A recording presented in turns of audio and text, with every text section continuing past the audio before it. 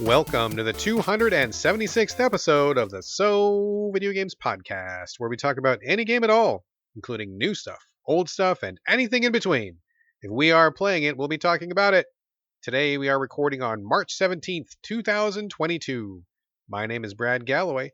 I am the editor of GameCritics.com, and 50% of this here show with me is the man who's just full of surprises, Carlos Rodella. Yes, and one of them is a surprise game you won't even believe that I'm going to talk about today. You won't believe your ears. You won't believe it, but then you'll believe it because I'll be doing it. So it will be a very short period of disbelief followed by belief. Belief. And you're like, wow, I can't believe you played that game. Excellent, excellent. All right, man. Well, we have a pretty full slate of games today. Lots of stuff to talk about. I say let's just jump right into housekeeping. That cool with you? Yeah, and it's so funny because right before the show, I feel like this happens every week. I DM you and I go, I don't have anything. Or like I have one game or two games. And then a few minutes later, I'm like, wait, I played 4 games last week. What am I talking about? We have a very full show. We have an extremely full show, which is good because we've been kind of light on stuff recently. I mean, I don't know about you. We don't need to derail so early in the show because we haven't even gotten on the rails yet. But, I've been putting a lot of time into Elden Ring, and that game is just possibly the largest game ever created. It's so huge, and it's just really tough to play anything else because that game will just suck up all the time you have to throw at it and want more, right? So I feel like it's tough to get time to play other games for the show. I'm kind of hitting that podcast content crunch where I want to play Elden Ring, but I need to talk about something other than Elden Ring. So I'm glad that we came up with something for this week. I'm happy about that. Yeah, the Elden Ring cast went well. Thank you, everybody, for listening to that and giving comments, etc. And go back and listen to it if you haven't heard it. It's the last episode. But yeah, for me, it's Elden Ring and a couple other Elex 2, and I could just play them forever. The rest of the year, legitimately. Forever, yeah. So we did pull ourselves away, and here's some more games this week. Very excited about some of this stuff. It's going to be, I bet, some stuff that people haven't really thought about or maybe don't even know that's out there. So I'm really happy to put some spotlight on something other than Elden Ring since, apparently, 12 million people bought it that first month? That's right. Bananas. That's bananas. That is bananas. So. All right, let's do some housekeeping. Folks, as you know, Carlos and I share a virtual living space divided down the middle with a strip of duct tape. On my side, I have one thing. Carlos, what do you got on your side? I have one box and one questionable box. The regular box. Questionable box. I love that. Well, because it's floating around. It's got a question mark on it. I'll get to it. The other box is just a normal box. Is indie games mentioned at ID at Xbox, which was a recent event. Man, that snuck up on me. I didn't even realize it was happening until you sent me a DM, and I'm like, oh shit, is that today? I had no idea. I have a bunch of alerts, and YouTube is where I get a lot of my updates on what's going on in the gaming world.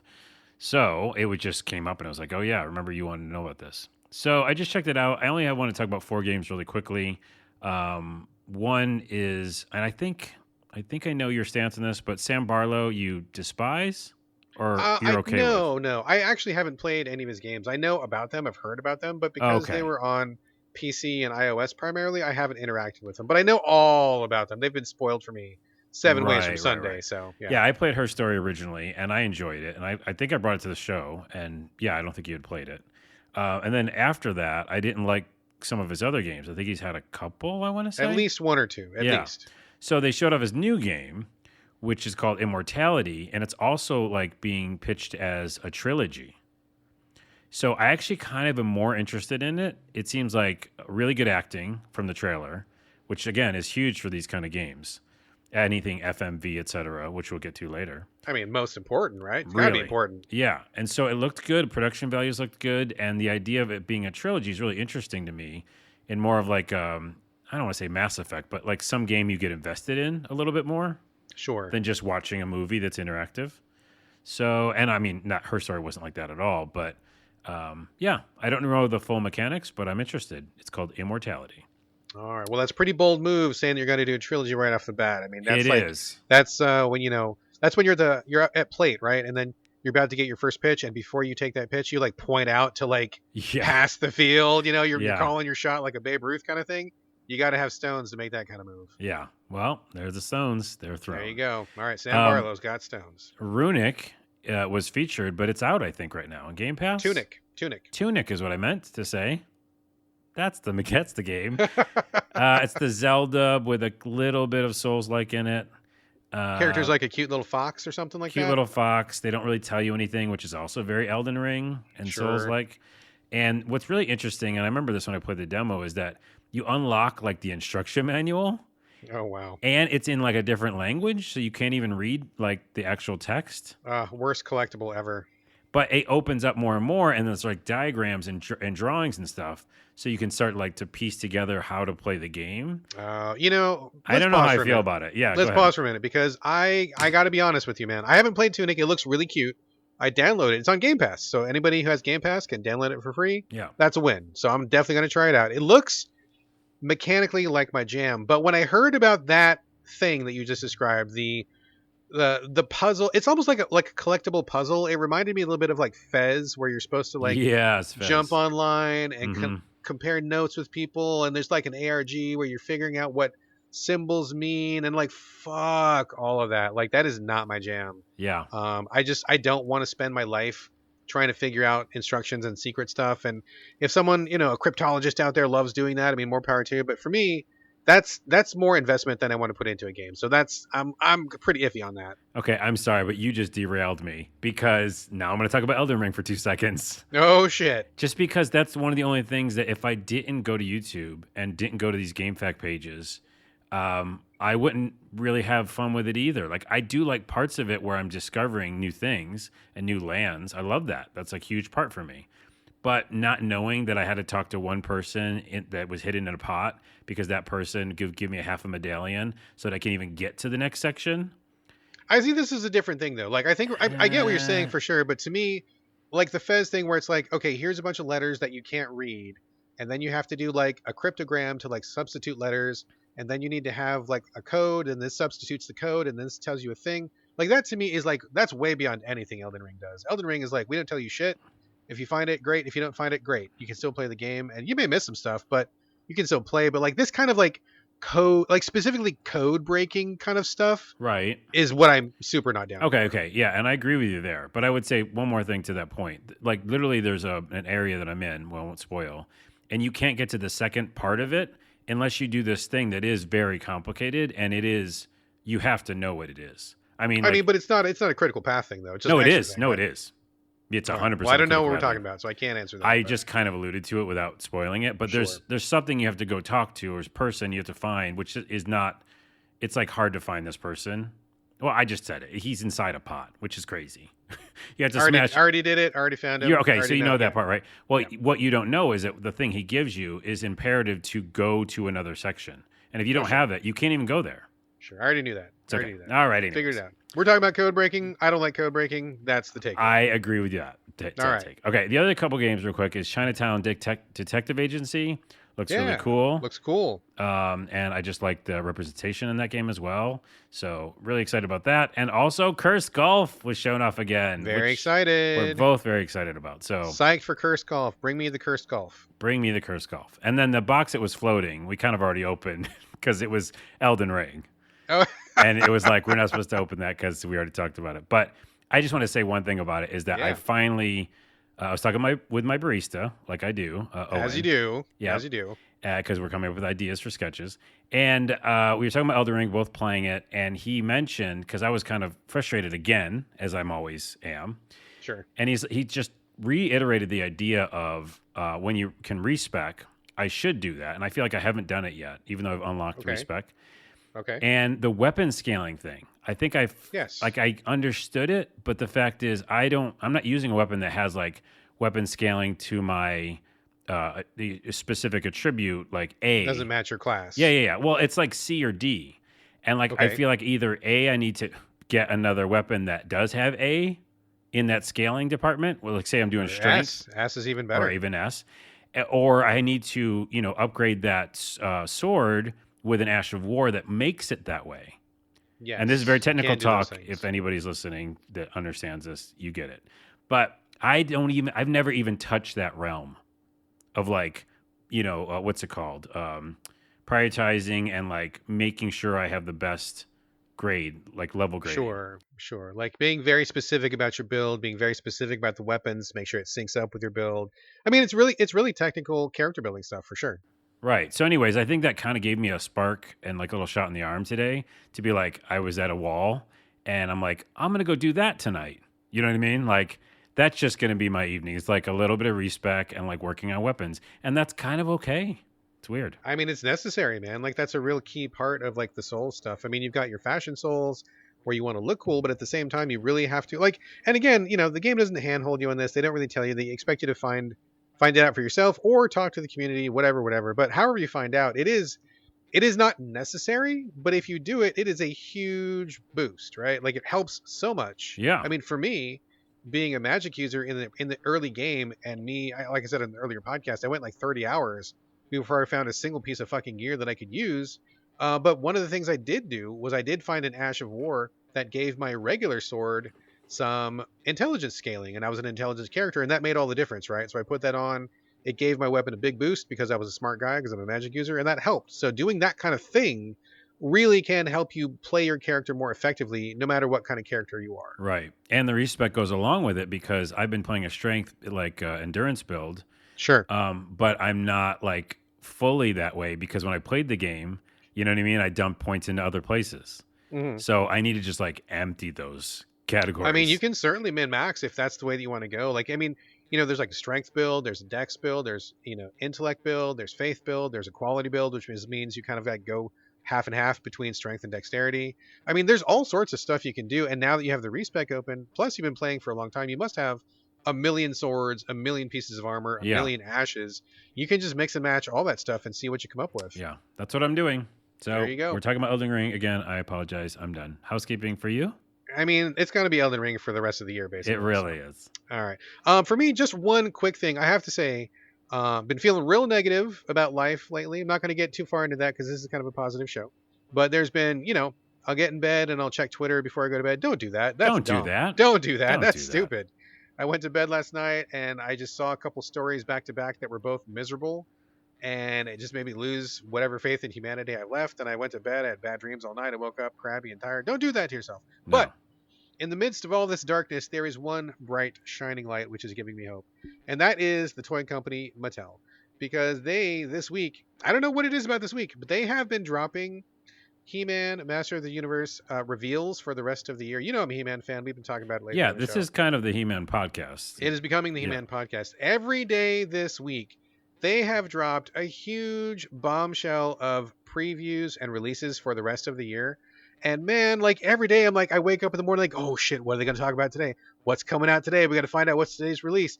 That is giving me life. Like that is helping me stay sane and stay alive. And I really appreciate that Mattel is doing that.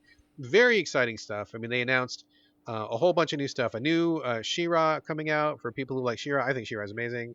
They're giving a new Netflix He-Man, like really super detailed and cool looking. And really exciting is, I don't know if we've ever talked about this, but they're incorporating Sunman into the line. Have we ever talked about Sunman before? I think we have, and I think I was confused. Real briefly, just as a capsule, I think this is a pretty cool story. So back when He-Man was coming out like in 84, 85, there was a mother who was black who had a little boy who was interested in action figures. And he said to her, I can't be a superhero. These things are not for me because none of these guys are black. And so that really hit the mom, right? She's like, well, fuck that. I'm gonna make some goddamn action figures for you, and they're gonna be black, and I'm gonna make them. So she did. She started a toy company. She made the hero is Sunman. He is an African American black guy. He also had a Latino. There was also an Asian person, a couple other people on the team, and then they had like the bad guy was like a pig or something. So she made her own action figure line for kids who were black and brown who wanted to see some representation, which is fucking amazing. Cool. Like huge respect, huge props to this lady, right? So anyway, she was very inspired by He-Man and wanted to have like the equivalent of He-Man for kids who were not white. Fast forward 40 fucking years. What happens? She's still around. I don't know what's been happening with her company or what's been happening with her figures, but Mattel, the giant international toy company who makes He-Man, is like, you know what? We're going to take Sunman and we're going to make him actually part of the He-Man universe. He's going to be legitimately part of our line, which is huge, global. Like everybody in every country collects He-Man. It's a huge toy line, one of the biggest toy lines in history. And to her, have her Sunman and all his dudes get incorporated into the He-Man line is huge. That's cool. I mean, huge reward for her, huge representation for kids. And they released, I think, 2 distinct versions of Sunman, like a basic one and a really super deluxe one. All his buddies are showing up, like the pig guy showed up and everything. So like having that that kid's dream from like a long time ago, feeling there was no representation, and having that be incorporated in like one of the biggest action figure lines in history. Fucking amazing, really inspiring. I'm so happy that it's happening. I'm gonna buy all these fucking figures, probably buy two, and then I'm just happy that it's there. So this is like Yeah. the one bright spot of my week. I'm thrilled with Mattel, and I'm very excited because there's one more reveal coming tomorrow, and they say it's gonna be the big one. And Jesus Christ, I'm on the edge of my seat. Very very excited. I don't know what it's gonna be, but it's gonna be big. Can't fucking wait. So thank you, Mattel, for giving me a bright spot in all of this fucking miserable darkness, and I'm super excited. That's cool. Yeah, I just hearing you talk about it makes me want to get excited about drops from some product line. You Yeah, know, I don't have like a toy that I collect right now, but now that I'm gonna go look for one maybe because get into something. yeah, I mean I'm into like 18 things at all times, but toys has never been one of them. I mean, I grew up with them and I had millions of them. But recently, I haven't really had any collectible type stuff like that. Although, if I have a toy, like I'm gonna like take it out of its box. I'm not that kind of person. Oh yeah, I always do too. I take all my stuff out and play with Yeah. it, and I might just put it on a shelf or something, display it. But I don't have the sealed boxes or anything. I don't Oh do that yeah. thing. So anyway, But that's all right. cool. That's really cool, especially with the representation. I want a Native American action figure. Come on, where is Yeah, that? I Maybe. mean, there's probably one coming on the way. I mean, who knows, right? Yeah. So we'll see. All right. So big ups to Mattel. Big ups to that mom. I forget her name at the moment, but that's just an inspiring, such an amazing story. And I hope that kids who are black and brown or Asian or anything will take some joy in seeing representation on the shelves. So, Coolio. all right, let's get into games. Let's get into games. We got a lot of games to talk about today. Carlos, let's start with you. A little game that I don't know anything about, although we did get a code out of the blue. So thank you to the developer for sending that code in, kind of randomly, unsolicited, but that's kind of a nice surprise. It's called RPG Time Legend of Wright, Wright. And if memory serves, are you playing this on Xbox? Yes. Yes. Yes. I hear Yes. a question mark. No, it is? It Yes? is. Yeah. Yeah. Xbox One. Okay. Yeah. RPG Time, tell us.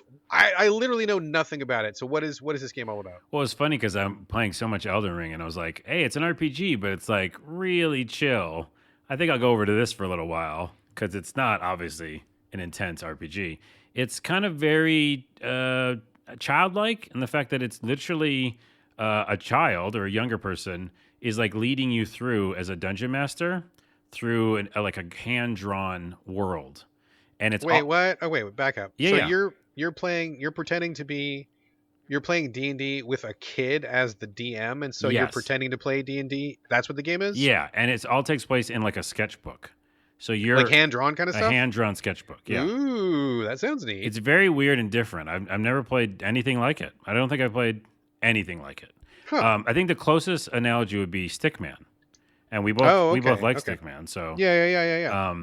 there's pros and cons for this. I think the pro is obviously the art style. Just look up some pictures of it. You'll see like it's ridiculous. Like they spent a lot of time because what they do and the actual artwork looks like it's the sketchbook that the kid opens up and he's like, "Hey, you're going to play this RPG with me." Oh, wow. I'm But looking at it on Google. That's amazing. yeah, alongside the book, they do actual like real life photorealistic stuff. Like they'll put a pencil down, or they'll put like the D-pad's actually made of cardboard, and it's actually cardboard. Yeah, it looks Like like you're looking at a desk with a book open on it, and there's like stuff all on the desk, and that's like what you're looking at. That looks amazing. it's ridiculous. Yeah, I was just blown away by the presentation. It easily brings you in, and the whole idea is that yeah, you're just going to jump in there as a hero, and you see cutscenes that are all played out in kind of like hand drawn, drawings. That art is so cute. It totally looks like a junior high schooler's sketchbook or something. It looks so Oh good. yeah, I drew these. Like I drew the same stuff Yeah, that is in yeah. these books. But Carlos, please tell me this is fun, dude. This looks amazing. Please tell me it's fun. there's a pro and a con. I'm telling you. Oh Let me no, it start looks with so the pro. Oh, okay. And again, because I was just super excited to go away from hardcore RPG, so this is like Sure, a nice. sure. So that's like another pro is that if you're like totally exhausted from a heavy duty RPG, this is fun and relaxing. Also for younger people, I think it's great. But for me, yeah, I think the beginning's great. There's a lot of different styles. Like you'll see cutscenes and you'll see like a lot of the real world, like physicality of that board and like the desk comes alive. So like a lot of things that you would normally think would just play out in the book, like things off the book would come into the book. It's hard to explain until you play it, but yeah, you play as an adventure and you're going along, and it's instead of like RPG where I guess you are leveling a little bit, it's more about like an action game with like puzzles in it. Because like say the first a few boards or whatever, you had to get from like the left to the right of the book, and that's also a level.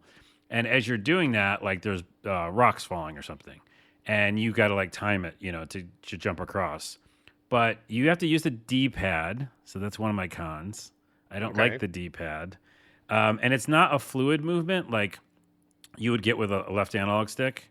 It's like when you move one space at a time, kind of Is it thing. divided like in a grid style? No, there's no grid, but it's just like if you push on the D-pad once, he'll move one One space. step or Yeah, something? yeah. Okay. Okay. So that Gotcha. makes it a little tricky. And so then I was doing that puzzle where the rocks were falling.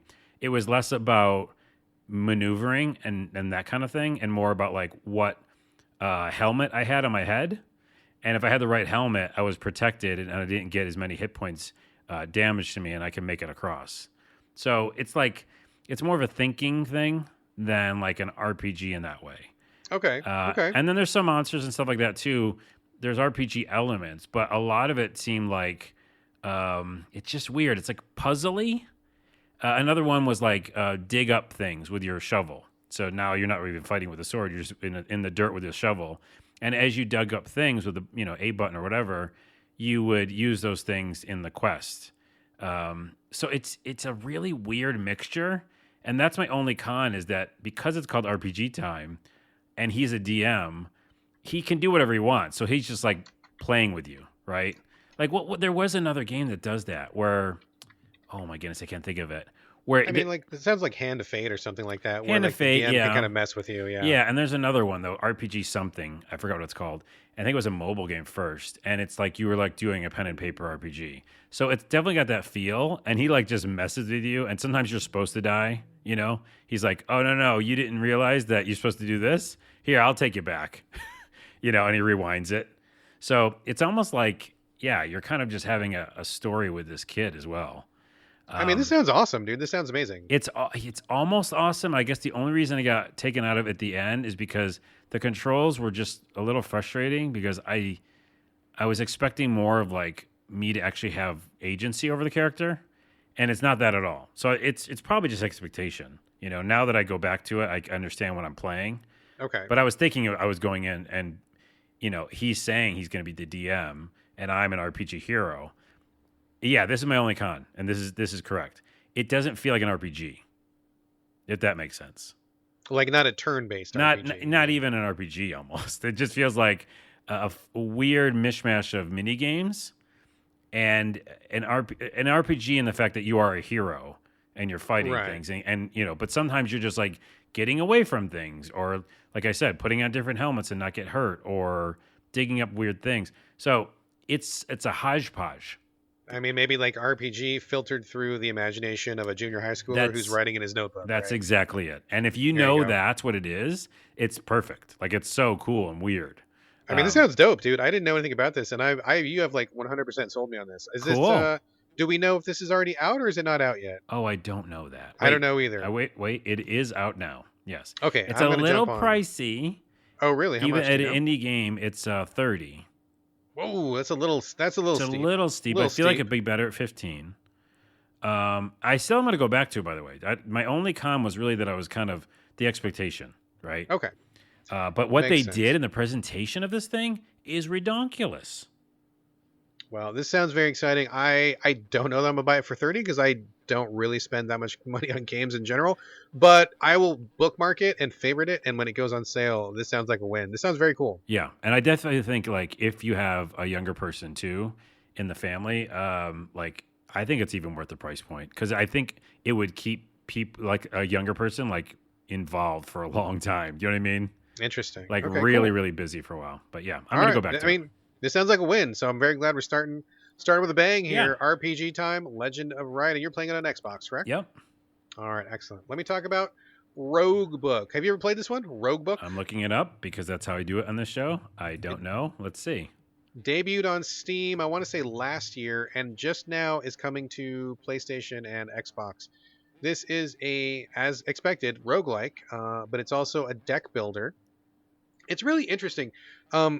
The art style is wonderful. It's kind of like this hand painted, very like storybook sort of art style. Hmm. And the premise, whatever. The premise is you're trapped inside a magic book, but that doesn't really like play into the gameplay very much. Basically, you have two characters on your team, and you get each one has their own individual cards. So, for example, you'll start with like a lady who's like a swashbuckling sword user, and then she's with a guy who's I don't know, he's like a big chunky kind of monster. He's more of like a defense dude, although he does have some big attacks. So it plays out very much with like something like Slay the Spire, which a lot of people love Slay the Spire. You've been playing Slay the Yeah, yeah, Spire, didn't yeah. you?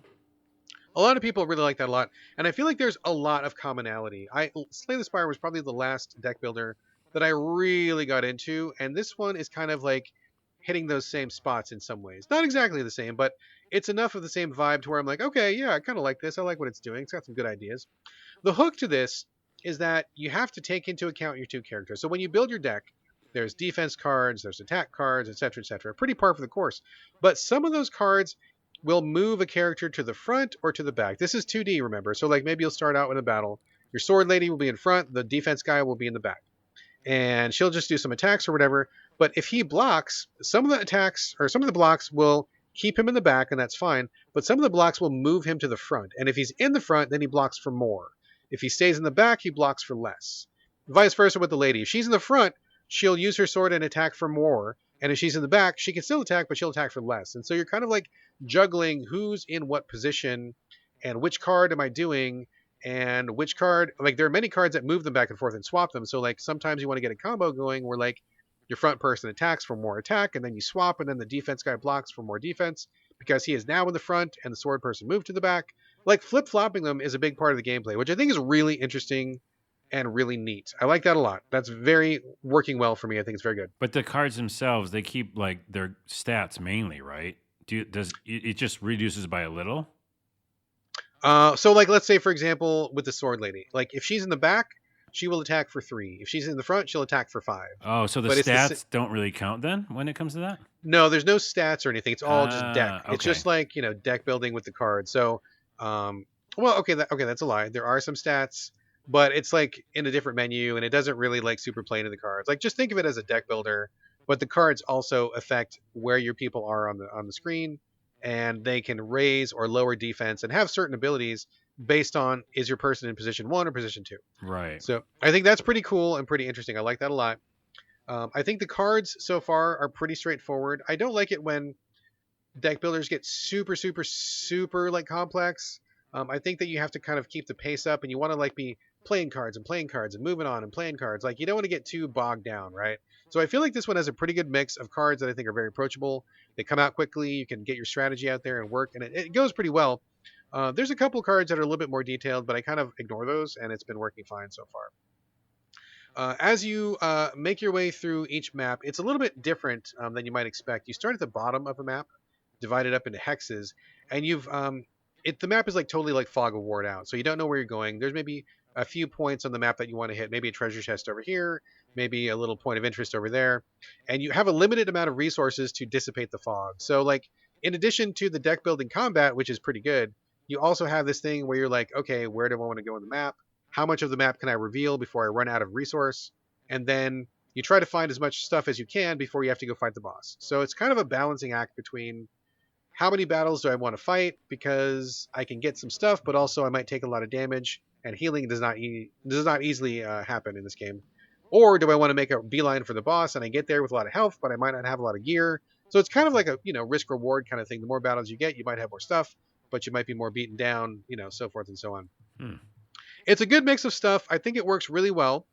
The only thing that I don't like about it is that, as many people who play card battling deck builders know, there is a lot of power in having a very limited number of cards in your deck. So, like, if you have a small number of cards in your deck, like 20, you're going to cycle through that deck pretty quickly. You're going to get to the card that you want pretty quickly. The more cards you have in your deck, the longer it's going to take you to get to whatever card you need at the moment, right? Mm-hmm. So in general, most people find that your deck is really popping when you have like a small number. But there's a contradictory mechanic here. These characters have bonus abilities. These bonus abilities activate when you add more cards to your deck. So this is another risk reward thing. Let's say, for example, the Sword Lady, if you collect 20 cards in your deck, then she'll have a special ability where every turn she gets like one free attack. pretty cool power, but that also means you're going to spend a lot more turns, shuffling through your deck, waiting to get to your big attacks. If you get to like 30 cards, then your guy will be able to heal like 10 points of life per battle or something. Like, so there's these perks that you really want to get that help you survive longer, but at the same time, they dilute the power of your deck. And so it's like, Mm. so I really want to get these powers because they're really useful, but then it means I'm less effective in moment to moment combat.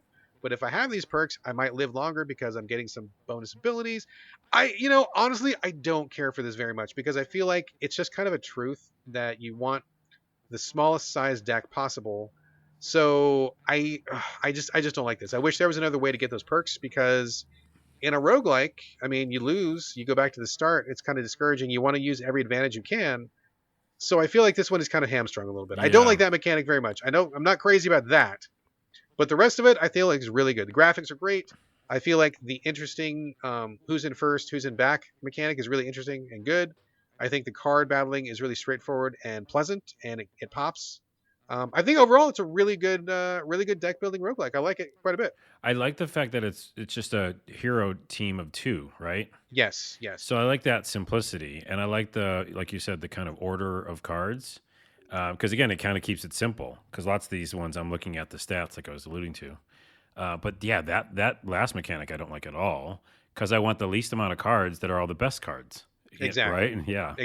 Exactly. So, All right. but there's other characters to unlock, so there's a little bit of mixing matching. If you don't like the defense guy, I believe you unlock a new character after beating the first boss. You can choose that guy instead. I think I want to say a total of 4 characters. I could be wrong. It's either 4 or 5.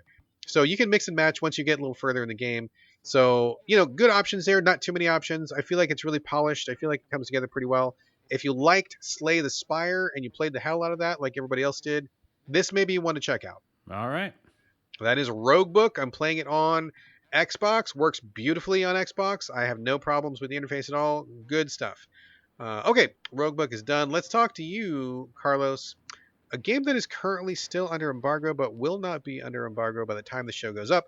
Who pressed mute on Uncle Marcus? People who listen to the show know that we love FMV games. You and I both love FMV games. I am very curious to see your impression of this. I have not bought this. I don't have a code. I don't really know much about it other than Uncle Marcus is there and somebody pressed mute on him. Tell us Yeah, all about this game. exactly. Yeah, it's Wales Interactive. We We reviewed love Wales all Interactive. of their games, probably, right? I think we. We're down with Wales. Yeah. And by the way, I mean, you just buy, like, because of the podcast, you need to buy it at some point. Oh, I definitely will. Yeah. I buy almost all of them these days. Yeah, Man. yeah. Almost every single one. Yeah. And they're all affordable, I think. I know it might only be a few hours of gameplay or whatever it is. Sometimes it's 5 or 6. But for me, like this one, I didn't finish it yet. So there's that. But I like not finishing them right away. It's almost like I treat them like an episode of a show that I like. Sure. And I play for a while / watch.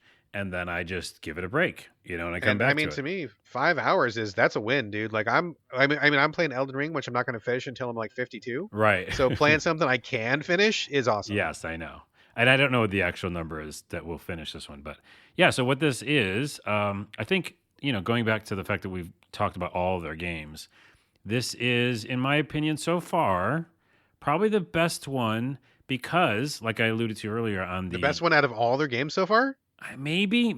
Wow. Okay, that's high Wait. praise. Did they do the one with the in the beginning? It's really rough because there's a virus and stuff.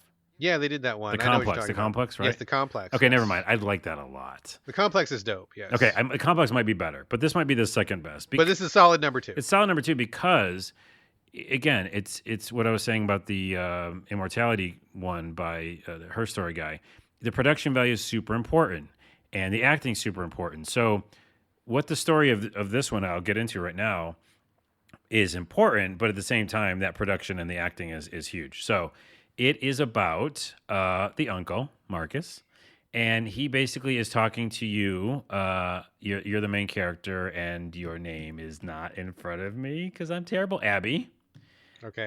And so, he calls you up and he's like, hey, someone poisoned me and it was one of the family. It had to be. And you need to figure out who it was. And he is not dying because he's on some sort of like, I don't know, something that's staving off his death. He drank a bottle of like pause potion Yeah, or it's pause something. potion. Yeah, it's mute. Well, it's muting the poison, I guess. Okay. I don't know why. He's got an IV in and stuff, and he's talking normal, so he's not like too sickly in the beginning. And he's basically saying like, "Hey, you need to go figure out who did this." And so what he's doing is he's on the side, like on another. You're looking at a desktop kind of thing, and he's like, a phone or a DM or something, on the side, and you are on like a group chat with your family. Oh, okay. So you're on a Zoom call, and It's he's a like in the Zoom call, window, yeah, and he's and like on a secondary window. okay. So the whole game takes place as if it's like a Zoom call. Yes. Okay, cool. And so All you're right. basically jumping back between talking to him for a second, going back and talking to your family and trying to like ask them questions. So it almost feels like a game like that you'd play, like another like a Jackbox game or something like that, where maybe that's a bad example. Like a board game where you're like, who done it? It's a mystery. Yes. Yes. It's a mystery. So again, back to what I first started with is all the acting's great. Like it really feels believable. They're funny. I also am a sucker for anything that's comical. So even though this has a dark slant to it, and the fact you're trying to find out who's a murderer, it does feel like Clue or something. Hmm. Where you're like, oh, it's funny, it's interesting.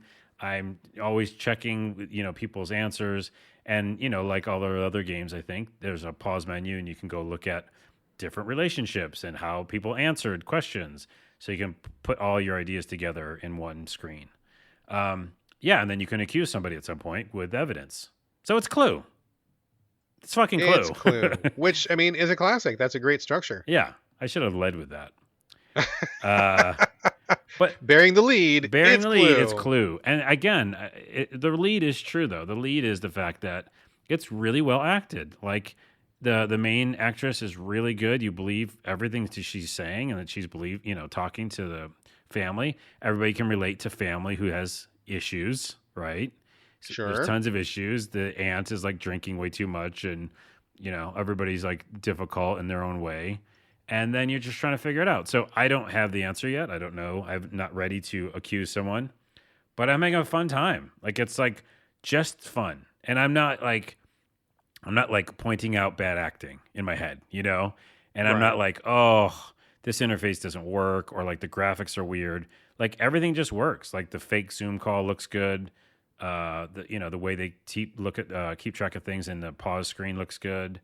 And the uncle is a good actor. I've never seen him before, but he's like really believable.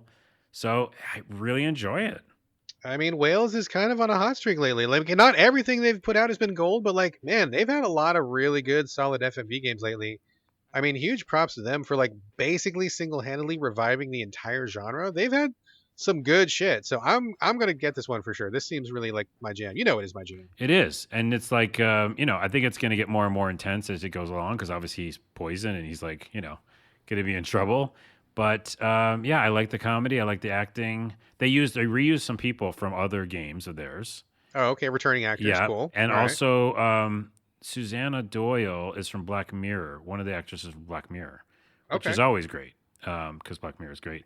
And yeah, and another person's from The Complex, the game I just mentioned. I love the complex. Yes. Okay. So I 100% say yes to this, and it's always cheap. It's not out yet. It will be by the time I think this I comes think by out. tomorrow. Yeah, by the time it comes out, for And sure. yeah, the 18th, I believe. And it's going to be like $12 or something, That's a beautiful price, 12 my or friend. 15 maybe. That's a good It's price. like you go to the Yes. movies, right? Oh man, I love that. Like, I will go all in on anything for like $15. Like any like little FMV, indie, experimental, anything like $15, maybe 20, but 15 is like that's a absolutely yes. I'll pull that trigger every time. Yeah, I think they're hitting their stride, like you said. I think it's just winners now. They're just winning. Fuck, what is going on, dude? We've talked about 3 good games in a row. Oh, Are we we even on the did, right didn't we? podcast? Yeah. What is going on? Wait. Is this so video games? Where am I? No, I have something for later. Don't worry. Oh shit. Okay.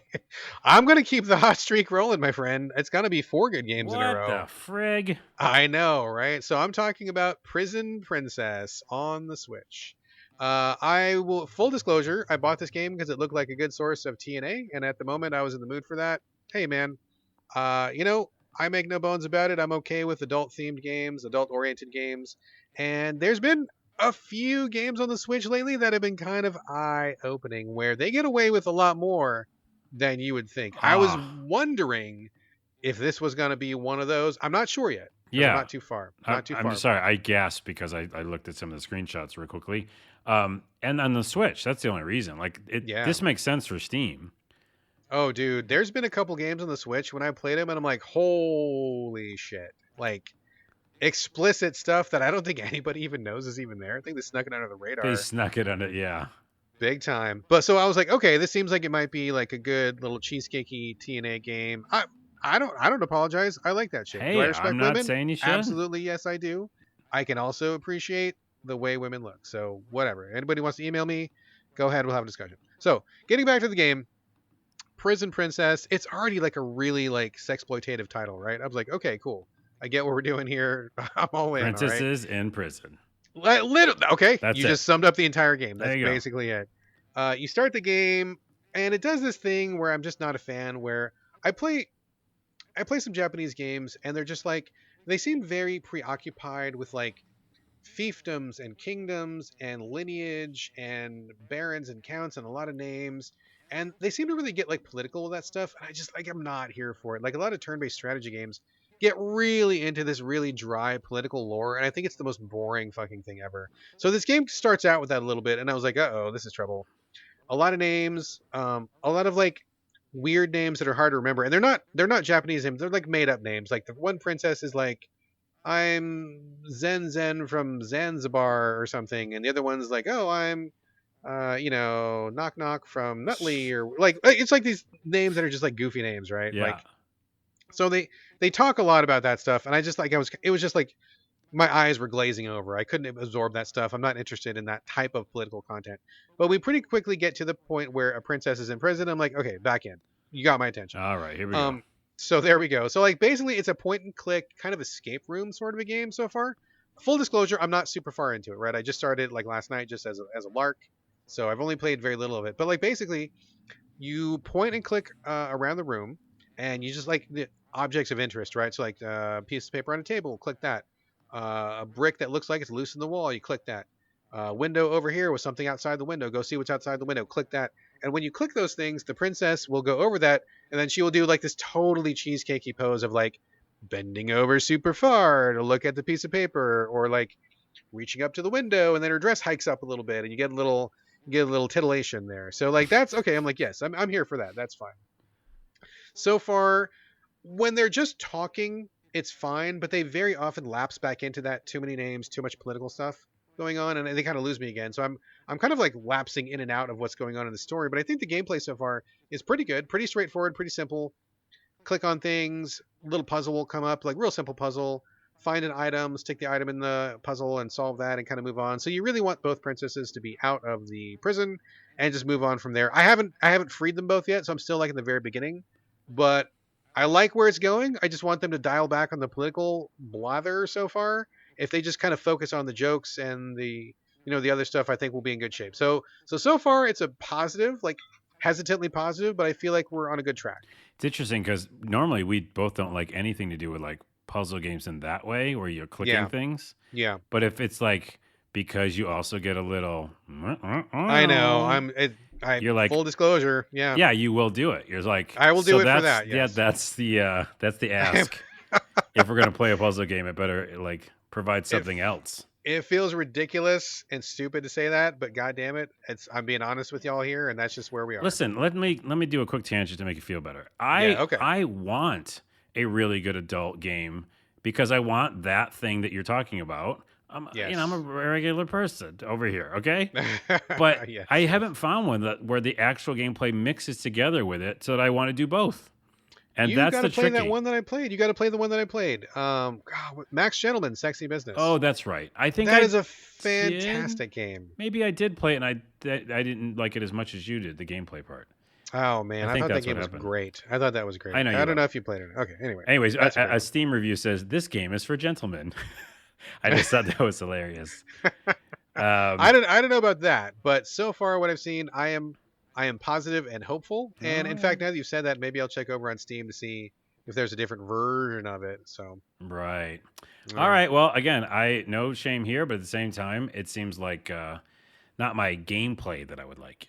That's for sure. sure, sure. But okay, well, I will fill you in and see how this goes. But so far, looking positive. Now back to you, Carlos, talking about Shadow Warrior 3. This came out a week or two ago. We did host a review at GameCritics.com from one of our writers, Ali Arkani. I believe he's in Iran. He fucking hated this game, man. Hmm. He, with the Fury of a Thousand Suns, he was like, I want to say he gave it something like a 3. Like, he really opened up on it, did not care for it at all. So I am very curious to see what you make of this. Well, this might turn us into our different portion of the podcast, not as super happy, because I kind of agree, but Ooh, okay. not as in a garbage fire or number 3 out of 10. So I love Shadow Warrior, and we talked about it in the show. I played every Yeah, game. you're a fan. We talked Big about it before. fan. Shadow Warrior 2, one of my favorite games that year that I played. Like, I remember you raving about it. raving. It's a fun, first person action game. No RPG mechanics. It's just like fun, ridiculous action. It's got a little bit of like Dishonored at times, where like there's just so many different powers that you get. So it's not just like shooting things like Doom. It's not just using your sword, katana blade. It's kind of doing a bunch of stuff.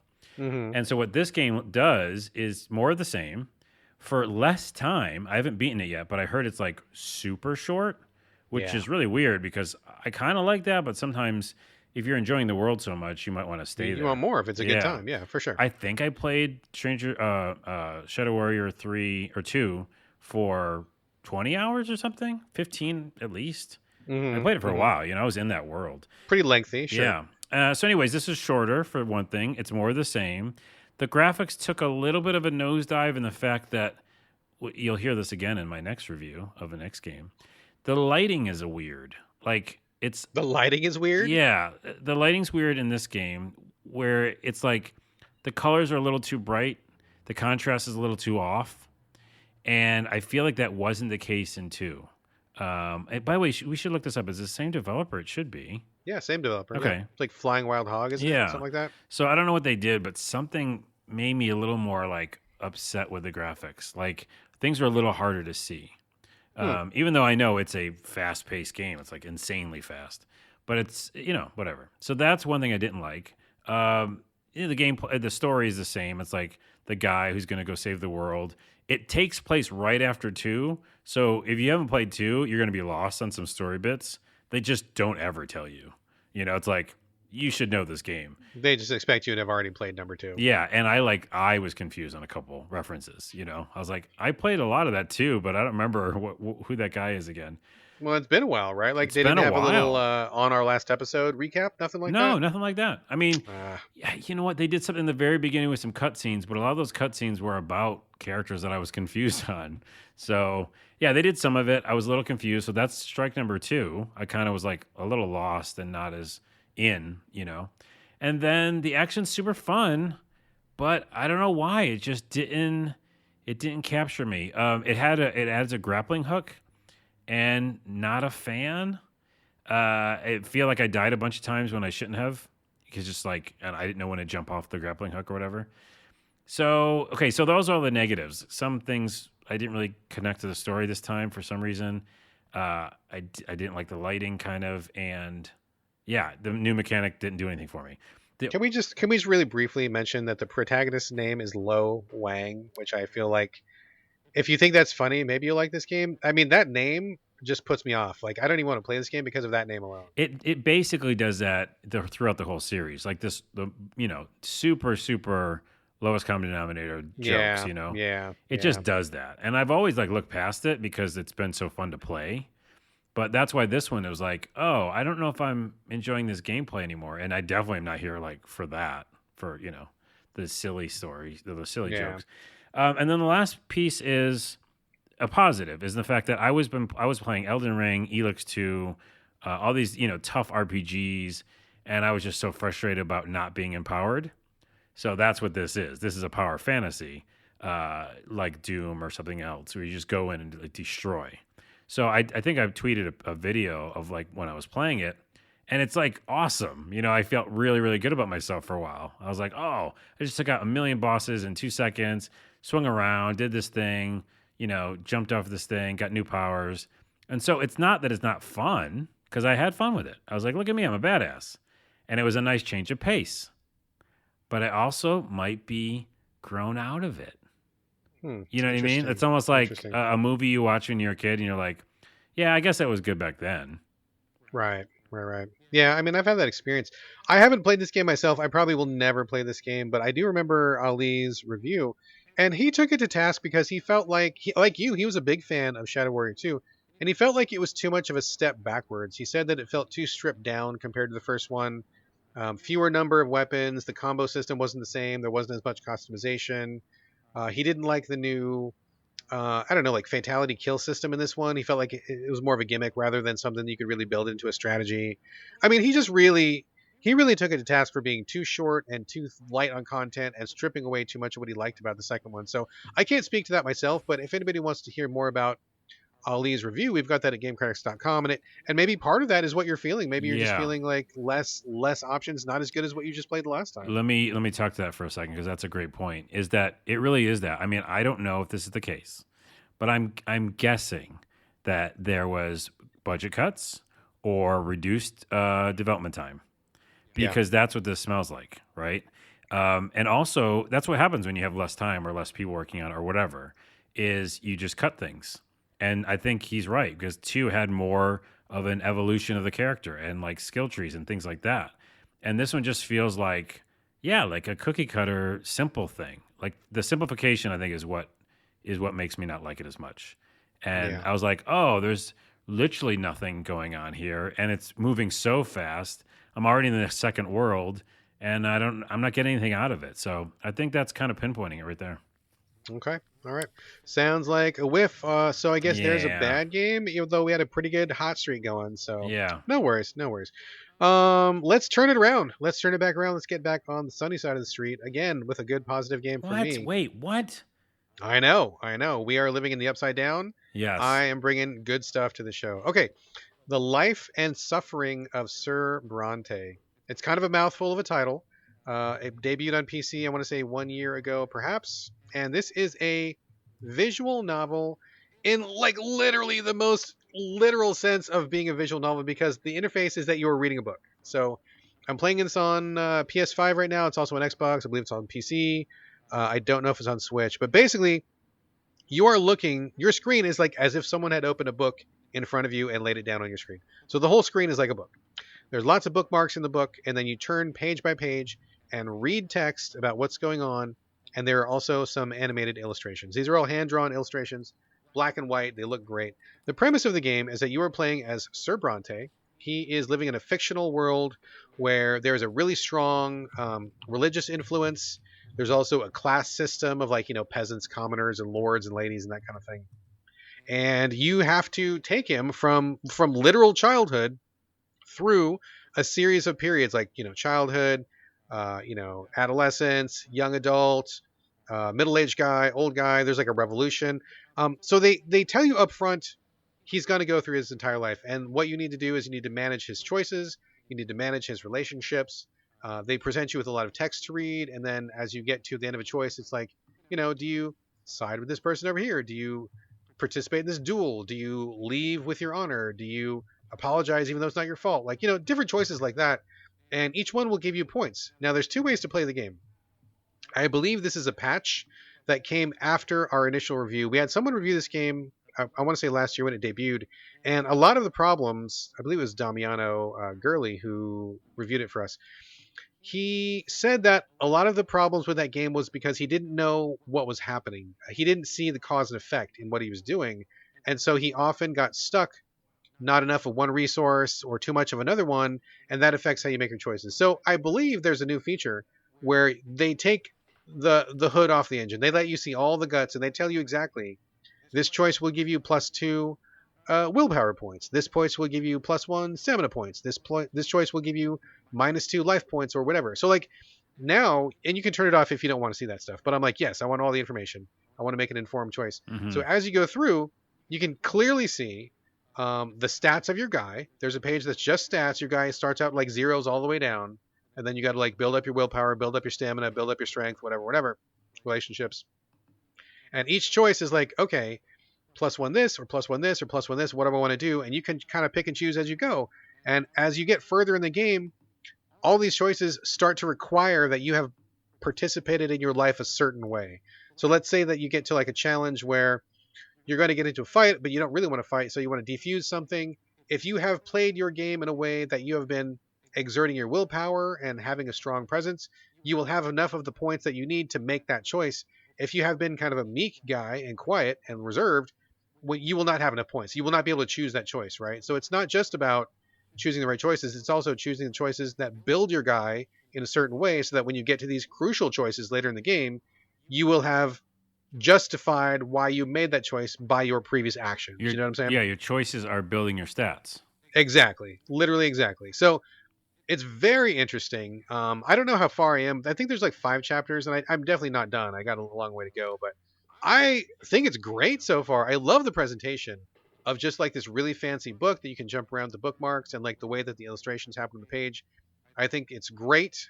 I love that there's just enough visual, but like a lot of novel. But I think it's a good balance. Like I think it works. It's different, and it strikes me a lot as a couple of the games I played that really err on the side of being visual novels. But this one, it works for me. Usually, I like a lot of interactive elements, but I feel like this one is a good balance of stat building, choices, moving pictures, and just like straight up text to read. It's all a good blend.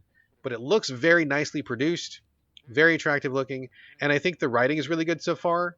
I don't feel like you need to read walls and walls and walls of text. I feel like that's a very key thing in a visual novel where you want to read enough to get a sense of what's going on, to get a sense of your character, but I don't want to actually read a book, right? Like if I Yeah. wanted to read a book, I would just read one or two pages, cool, make a choice. Yes. So far, this game is directly in the pocket of that. I feel like the pace is really good. You can get through it pretty quickly. I mean, depending on how fast you read, of course. But so far, this is a really interesting, very different sort of visual novel, and apparently it's pretty brutal. Like there's a lot of really tough choices, and the game is very upfront when you start playing. It says you will not be able to make every choice you want to make. You will not be able to make everybody happy. You will not be able to, there's probably not such a thing as a perfect run where you like win every single choice. Like you're gonna have to lose a few. You focus on strength, you're not going to maybe be smart enough. If you focus on intelligence, you might not be strong enough. Yeah. Like you're going to have to pick and choose, right? Well, that's choose your own adventure book. So, Exactly. and the Exactly. presentation is similar almost to the RPG time game I was talking about, and the fact that it is a literal book, Literally a book. literally a book, Yes. and could be a book. Yeah. So first off, just to comment on this, looks amazing. Has crazy scores, by the way. Like if you look around, I'm looking on Steam, like 190 from Keen Gamer, 85 from RPG Fan. Just so many different scores and like reviews are like awesome for it. I could see why. The presentation looks amazing, and it harkens back to the old school games that were like this in a book. Yeah. Um, I love the feel of it. Like it feels like you're going through a book. It feels like it's like book plus kind of experience, which I think is yeah, really neat. It's just really cool. I really like it so far. I think it's a great counterpoint to playing something like Elden Ring, where it's just like a kit back and just look at a yes. page and flip a page. It's really light, light in the sense that I don't have to like remember the mechanics. I'm not looking up an FAQ or anything. I'm looking at the choices they put in front of me and rolling with it. I think it's really really well done so far. I'm really enjoying it quite a bit. So I think this one's so far. I mean, again, haven't finished it, but definitely a thumbs up. I'm picking this up, like 100% picking up. By the way, where are you playing it? I'm playing it on PlayStation. Oh, okay. So I think I will play it on PlayStation as well. Real quick tangent because I have to now. It reminds me of those books. So a lot of people listening probably didn't play these, but I'm sure you did. I think not just choose your own adventure books, which were huge, and then I just googled like images and it brought back all these memories. Yeah. But they would have these books like Lone Wolf series. Oh, Lone Wolf. Lone Wolf, Yeah. Did you remember? play the Lone Wolf game? The video game, Yeah. maybe.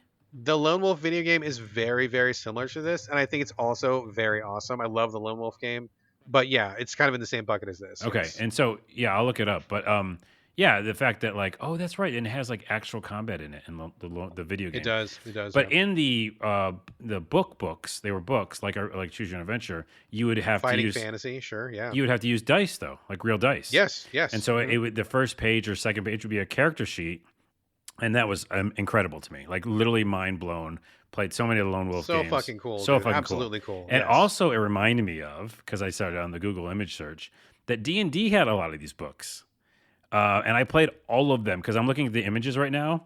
They're called Dungeons and Dragons: The Endless Quest books. And look up Google Hmm. image, look at them. When I see the covers, I realize that I played all of them, which means Carlos playing every video game has never stopped because I did it before they were games. Oh fuck, dude! I played all these. Right? Yes. Cave of Time, Dungeon of Dread. Played I didn't know what they all were of them. called, but oh my god, looking at look the cover art. Right? Oh yeah, As dude. soon as you see the Every single cover one of art, like these. all these Yeah, memories come back. Like yeah, I'm having yeah. a moment right now.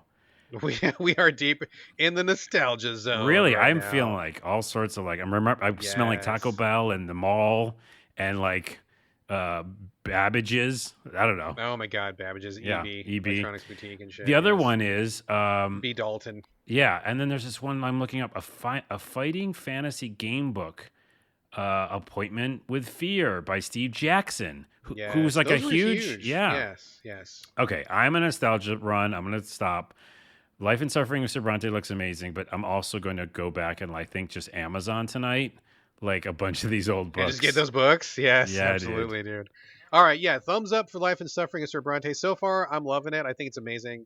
Also, check out the Lone Wolf game, which is very similar to this with a little bit more of a combat spin. Check out these Dungeons and Dragons Endless Quest books. Check out Choose Your Own Adventure. Check out Fighting Fantasy. Check out the Lone Wolf books. Seriously though, for people listening who have kids, get them these books. They're called an Endless Quest book, and they sell them on Amazon. And they're like those ones that you don't even have to have dice. It's just I think it's like kind of a D&D in that way. I'm gonna order a couple of these right out as soon as we get off the podcast. I am too. Dude. Yeah. So Yeah. for people with kids, check them out. All right. Check them out. All Last right, so game. that is that. No? Last game. Last game. I am very curious because this was the surprise game that you popped on me, which is always good. Yeah. I love having a little surprise here and there. Actually, it's a lie. I hate surprises. But here we are. Stranger of Paradise Final Fantasy Origin. I got to be honest with you. I played the demo and hated it, and I forgot this game even existed. And then you brought it to my attention right before we started recording, and I'm like, oh yeah, I completely forgot this game was even a thing. I forgot it was out. It was nowhere on my radar. So you did actually catch me fully by surprise. So I cannot wait to hear what you have to say about Stranger Paradise Final Fantasy Origin. Right. It went around the internet. It's still going around the internet as ridiculous, right? So the demo came out, all the cutscenes came out. Even though this build is a Final Fantasy game, like I was telling you pre-podcast, it's an alternate universe version of Final Fantasy 1, right? Like the beginning of the Final Like Fantasy. the NES Final Fantasy. Yeah, old school. And while it has a few songs that are the same and it has some ideas and art style, it feels like a Final Fantasy 15 when it comes to the character art. And there's, gems and things that are similar in that world. It's a different kind of take on that, what happened in the beginning. 4 warriors of light, right, coming together. But these are different warriors. As you could tell from the cutscenes, Jack is the main character you play. He's just like all about killing chaos. And you don't even know what that means, by the way. And he just cuts people off and says like bullshit and like just really hilarious cutscenes that are just dumb. But I'm actually for that. I'm kind of like, yeah, let's see what Final Fantasy looks like, but a dumb version. So that like to me is only funny, right? The cutscenes are funny. Okay. But that's not what I went there for. I went there because as I was playing Elden Ring, 60 hours in, back to Elden Ring, I was like, oh, yeah, I'm still love-hate relationship with Souls games, but I think I'm better at it now. I've never told you that yet, but I think after Elden Ring, I'm better at what they want me to do, when it comes to Souls I would games. assume so. Yeah, I think so. Like I get it, and I'm like better. You're learning. You're figuring it out. Yeah, I don't want to. I'm hatefully learning. I'm You're hate mad learning. that I'm learning. Yeah. That's me all through high school. I'm hate learning. Nice. But because of that, I was like, well, this is talked about as Souls-like. I did play the demo as well and didn't really like it, but I wasn't in that mindset. I was like, hey, if this is not as difficult and it's got Souls-like something, let me see if I'm good at these now. That's my main reason. Okay. So I went in. I was all for the cutscenes, and I watched a lot of them, and they're ridiculous. I will say this. I know this is kind of all over the place, but real quick to the cutscene thing and him killing chaos. Man, journalism is real dumb sometimes. Lots of times media does is they find one thing that's very tweetable and this is politics as well, and then they just like hammer it into the ground, right?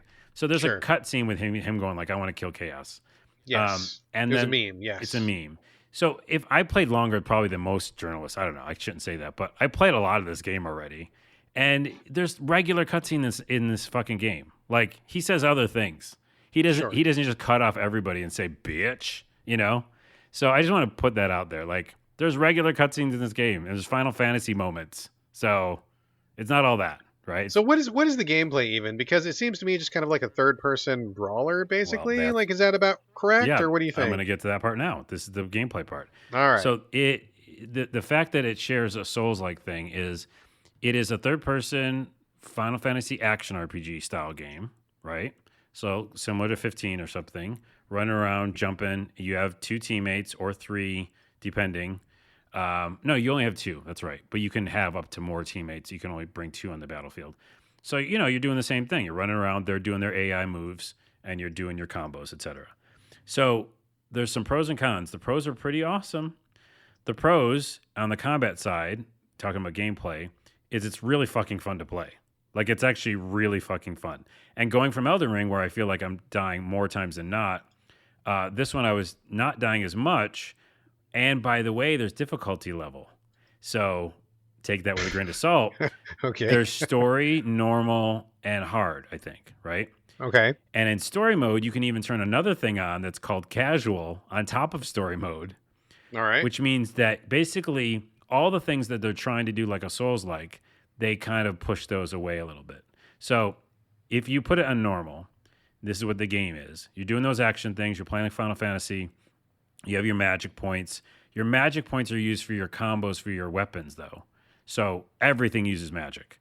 So if you die or get hurt too much or use your magic, you can like literally like lose the ability to use magic as much. Like that max capacity goes down, which is kind of a Souls thing, like punishing you for dying. And then, to get it back, you've got to like kill enemies in a certain way. So there's that kind of like, and then when you die, or you go to a shrine type place, the enemies come back. So that's a Souls like thing. Okay. So they're doing a couple things that are in Souls and, not as good. They're doing the thing where like any enemy can sometimes kill you. You got to be smart. What's weird is in the casual mode, enemies are very easy, like very fucking easy. Okay. And then you go to a boss in casual mode and you're kind of screwed. Like it's not as easy, it's like, oh, I got to actually think about patterns and stuff. But it's still like doable. So I kept going back between casual and regular. And I don't know how I feel about that. You know what I mean? But it was kind of still fun. Like here's the biggest fun part of this game. The job system is fucking incredible. And what it is every weapon you get, it has its own job system, its own like menu, like move set. And we've played games like this, but you'll find new weapons. Just like it's a very loot heavy game. And as you find a new weapon, you might like open up a new job system. And now I have a halberd. Oh, I can do all these skill tree and upgrade the skill tree in the halberd, which gives me all these tons of different combos. So it's really, really fun to try a million jobs in this game. And that's like the funnest part of the game. That's it. It's funny because what you're describing is stuff that I'm all like super allergic to. I don't like anything that you just said. Well, you know what? I get why you wouldn't, but in this one, it's so like easily done. Like, let's put it this way. In two different maps, you might open up 3 jobs and 3 new weapons and already have upgraded the 3 weapons like a few ways, So it's not like you're waiting to use them. It's like they're all very usable. I feel like this is 100% not my jam. I mean, I see a lot of people in my timeline playing it. If you think it's fun, cool. But like, I'm hearing this and I'm like, nah. Okay. Nope. Believe me, it's not for me, which is cool. And I'm not even trying to sell you because I generally am like more mad at it than I'm happy with it. Because here's the couple cons. So those are the kind of positives and the fact that it's like, hey, if you want to go from a Souls game and it's a little bit easier and it's like fun action and it's kind of Final Fantasy, this is your game, okay? The makes sense. Biggest problem with this game, which is almost making me stop it, but I really like the job system. The graphics are fucked. What do you? I just punched my chair when I said that. So I talked to a friend who's a game developer, and he told me what he thinks is going on. But like, if you remember from the demo, some of the edges of the graphics look pixelated. If you did, I paid very close attention. I've removed it all from my hard drive. I don't remember anything in my nothing at all. So in the demo it was like that, and in this final game it's like that. Where like you can choose between resolution or performance. You got to do performance though, because this game is Twitch gaming. So you do that, and it looks like it's being rendered still. Like the edges look wrong. And Okay. then, like I said earlier, and I alluded to, the contrast is fucked. Like it's like super neon green plant and then super dark hallway. Like I'm like, I can't even do this. Like I had to turn the brightness all the way up. It's weird. So my friend who's a developer says he thinks that they didn't optimize for like a PS5 or a nice, high-end PC. So that there's a thing you can do where you fake render it at a higher level of graphics. Why would they not do that? Are they releasing this also like on PS4 or something, or like what's going on? No, I just think that they didn't either have time or I don't know what it was. But the point is, he says it sounds and looks like they don't have the optimized graphics, so they're trying to fudge them. And by fudging it, there's a thing you can do within development, which basically makes it look like a little bit better, but it like looks like it's being like rendered still. Hmm. It's fucked up, man. Like it's like weird that it's released like So it this. just looks like ass, basically. It looks bad. Yeah, it looks really Okay. fucking bad. Okay. And then at times, like the character design's cool, and like my costume is cool, and like my new loot I just found is cool. But it's almost like I'd rather have them look like a PS2 game with like cell shaded or something, and then I would be happy with it. But like right now, it's just the graphics are fucked, and it's really fun, in my opinion, to play like moment to moment. So that's my confusing review of this confusing game. I really like the job system. I like the moment to moment gameplay a lot, actually. But I'm like so turned off by the graphics. Is this pretty analogous to something like a Devil May Cry, would you say? No, it's more like Final Fantasy 15. It's like Final Fantasy 15 with souls. Perfectly, that's a good mixture of what it's like. All right. Like you're All right. running around doing like, your teammates, they're talking to you. It feels like Final Fantasy 15. But then you're like, "Oh, I died really fast there." And that feels like Dark Souls. So, it feels like or the boss is like, "Here's a pattern with the boss." Sure. And I feel like in Final Fantasy you could brute force bosses, just hit him with enough damage. And this one, like, I didn't dodge the horse guy, and so I died a lot. So it literally is trying to be Dark Souls. I don't think it's pulling it off fully, but it's still fun, and the graphics are fucked. Interesting. There's my Interesting. confusing All right. review. Carlos's confusing review. I am definitely not going to play this. Yeah. This is just not my jam, so I'm going to nope out. I got tons of other stuff to play. So I have no comment, but it sounds like it's kind of a mixed bag. Are you going to keep putting time into this, or what do you think? Yeah, I mean, right now, like tonight, we just talked about it. I have Elden Ring on the mind. So I will come back to it. I really think I will. And maybe there's a patch at some point that'll just like put it back down to like, I don't know, PS3 graphics. I'd be fine with that. It's just whatever they're trying to do, they failed. Like we always say, the game is always best 6 months after release. I'm sure you come back to it. I know. It's in my library. I'll just re-download it. There you go. All right, folks, that is going to do it. That is a show. As always, thank you for listening. And we would love to get your questions and comments. Would love it. Please send them in. Hit us up. Questions, comments, thoughts, feedback, anything. I guarantee we will read it. Hit us up, sovideogamespodcast@gmail.com. We're on Twitter as a show @SoVideoGames, but you can reach us individually, and that works really well. Carlos, where can we direct your traffic this week? At Onawa, ONAWA on Twitter, and also at Carlos Rodela, RODELA on TikTok. There's going to be a new Elden Ring sketch that I'm doing right now. I'm editing it now. Oh, shit. And I'm very excited. I'll tell you after the podcast really quick what it's about. Very excited. By the time this show goes up, I think it'll be up. So check out that. Is it like an Elden Ring guy goes into Starbucks? No, that I wish that was an idea I had. Free idea. You can have that one. Okay, but this one's I think better. I'll tell you after. Okay, all right. As for me, on Twitter, on Instagram, it's my name, BradGallaway. All A's, no O's. And this is going to do it for episode 276. Thank you all again for joining us here on the So Video Games podcast, and we'll see you next week. But in the meantime, this is bye from Brad. And bye from Carlos, and I'm going to go buy a bunch of RPG books on Amazon right now. So are you, I think.